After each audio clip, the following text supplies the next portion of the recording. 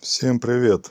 4 лампы, в каждой лампе одна спираль живая. 5 ампер примерно потребляет такая спиралька при напряжении 12-13 вольт. Диодный мост 60 ампер. Тут про него написано, сейчас не видно. Ну и трансформатор подключил одну пока обмотку. 12 вольт она дает.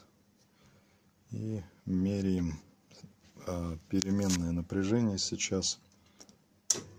Подал питание без нагрузки где-то 12 вольт, с нагрузкой 11, ну и 4.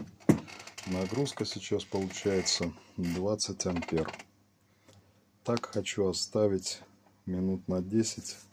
Посмотрим, нагреется ли что-нибудь. Пирометра, к сожалению, нету. Минуты 3 прошло. Что-то там дымит уже, блин. Как бы лампы не полопались.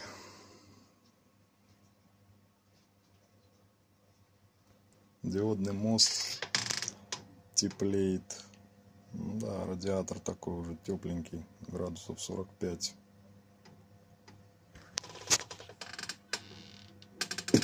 Ну, а трансформатору хоть бы хны. Нет пирометра, к сожалению, нету.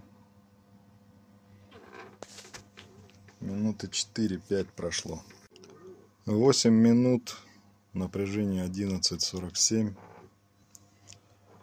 Мостику уже нехорошо. Радиатор уже очень горячий. Градусов 60. Скорее всего, температура продолжает расти.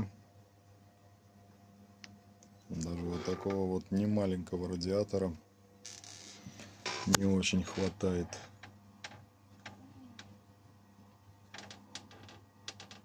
А этот холодный.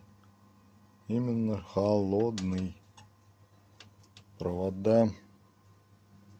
Тут где-то 4 в диаметре.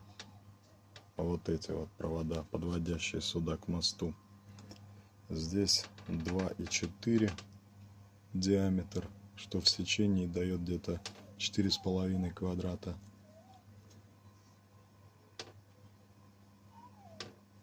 Ну, продолжаю, посмотрим, что дальше будет. А вот, кстати, напряжение в сети. Красные цифры сверху. Включил.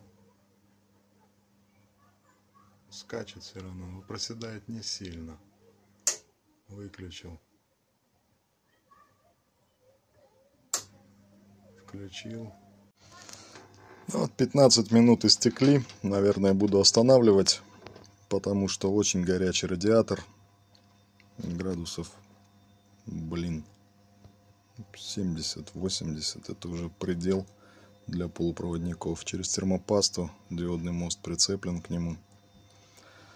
Да, диодный мост тут будет, наверное, самым слабым звеном в этой цепи, блин.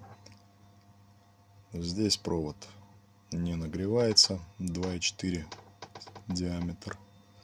Ну и сам трансформатор, естественно, тоже. Абсолютно не поменял температуру никак.